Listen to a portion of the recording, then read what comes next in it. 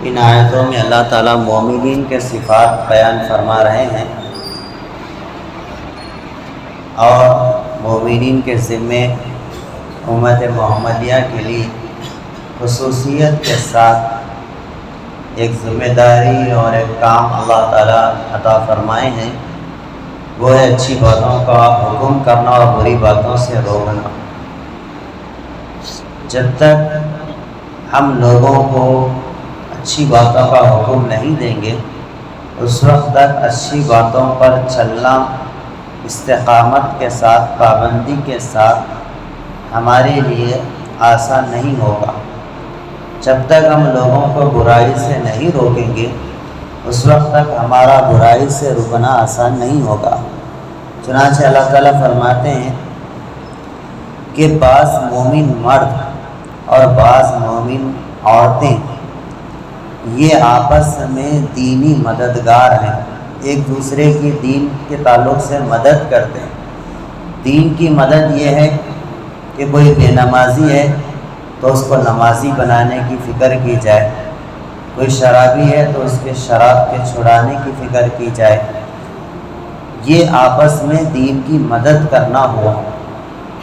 اس سے پہلے آیتوں میں منافقین کا ذکر اور ان کی برائیوں کا ذکر کیا گیا کہ یہ لوگ برائی کی دعوت دیتے ہیں، اچھے کاموں سے خود بھی جی چراتے ہیں، سستی اور کاہلی برتتے ہیں اور لوگوں کو بھی مسلمانوں کے خلاف آمادہ کرتے ہیں، برائی کی دعوت دیتے ہیں۔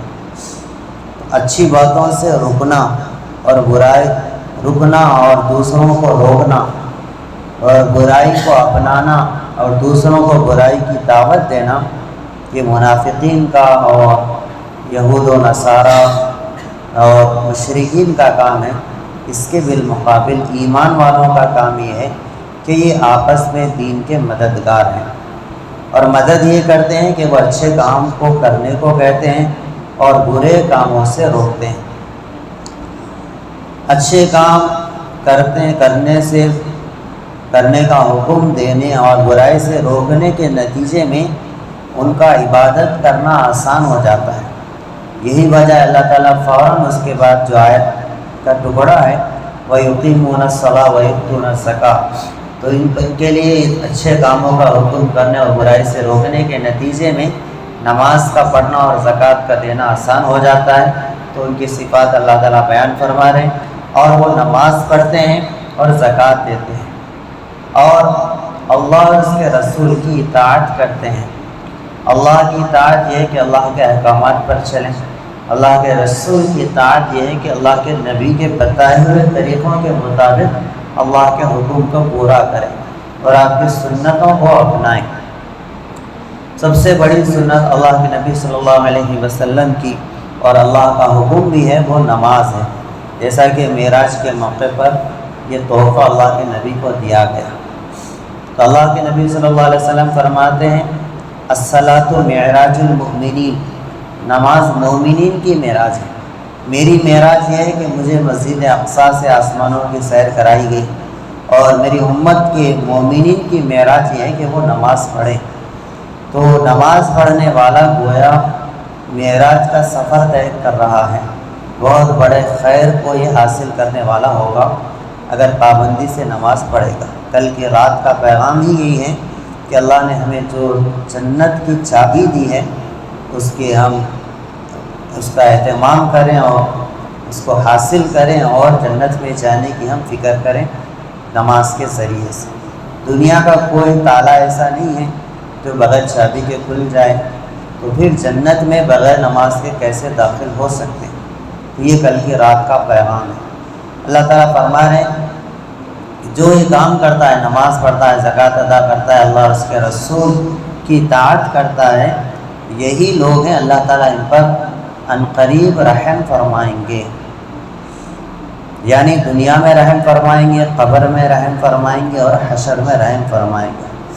اور اللہ تعالیٰ زبردست اور حکمت والا ہے، یعنی اللہ تعالیٰ ان کو کامیاب کریں گے تو کوئی ان کو کامیابی سے روک نہیں سکتا، ایسی طاقتور اللہ کی ذات ہے۔ اور اللہ تعالیٰ صرف قرآن مجید میں ارشاد فرما دیتے تو کافی تھا، بلکہ اللہ تعالیٰ جو اچھے کاموں کا حکم کرتے ہیں، برائی سے روکتے ہیں، نماز پڑھتے ہیں، زکوٰۃ ادا کرتے ہیں، اللہ اور اس کے رسول کی اطاعت کرتے ہیں، ان کو ہم کامیاب تو کریں گے ہی، بلکہ ان کی کامیابی کا ہم وعدہ کرتے ہیں۔ وعدہ کرنے سے بات میں پختگی آ جاتی ہے۔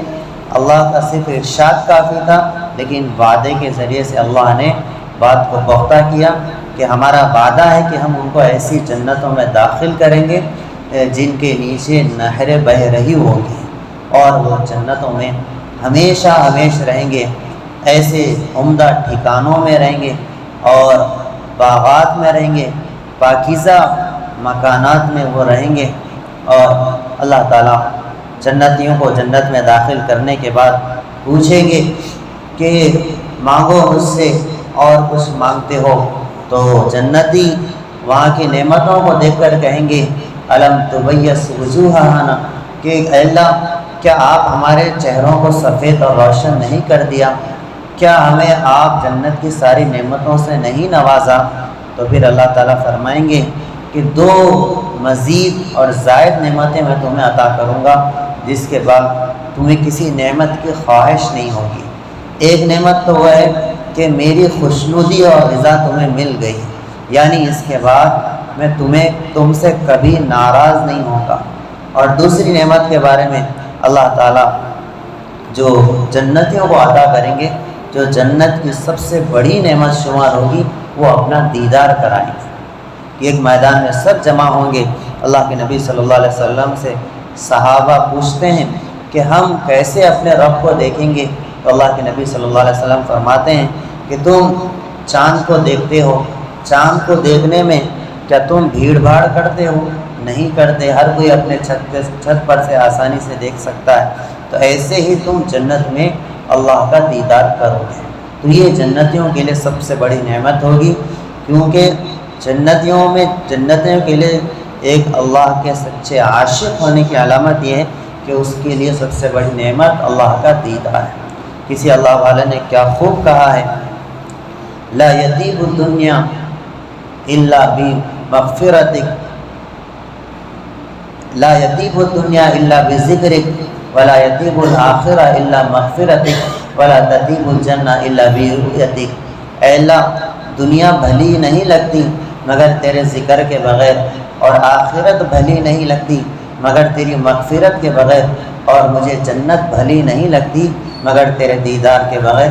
یہ چیزیں اللہ تعالیٰ جنتیوں کو عطا فرمائیں گے۔ اور ایمان والے مرد اور ایمان والی عورتیں ایک دوسرے کے دوست ہیں کہ یہ اچھے کام کرنے کو کہتے ہیں اور برے کاموں سے روکتے ہیں، اور نماز پڑھتے ہیں اور زکوٰۃ دیتے ہیں اور اللہ اور اس کے رسول کی اطاعت کرتے ہیں۔ یہی لوگ ہیں جن پر اللہ عنقریب رحم فرمائے گا۔ بلا شبہ اللہ غالب اور حکمت والا ہے۔ اللہ نے ایمان والے مردوں اور ایمان والی عورتوں سے جنت کے ایسے باغوں کا وعدہ کیا ہے جن کے نیچے نہریں بہہ رہی ہوں گی، جن میں وہ ہمیشہ رہیں گے، اور ہمیشہ رہنے کے باغوں میں پاکیزہ مکانات کا بھی ان سے وعدہ کیا ہے، اور اللہ کی خوشنودی جو انہیں حاصل ہوگی وہ سب سے بڑی نعمت ہے، یہی بڑی کامیابی ہے۔ اللہ رب العزت سے دعا ہے ہم سب کو یہ کامیابی سے نوازیں۔ سبحان اللہ بحمدہ، سبحانک اللہم بحمدک، ونشہد ان لا الہ الا انت، ونستغفرک ونتوب الیک۔ سبحان ربک رب العزت عما یصفون، وسلام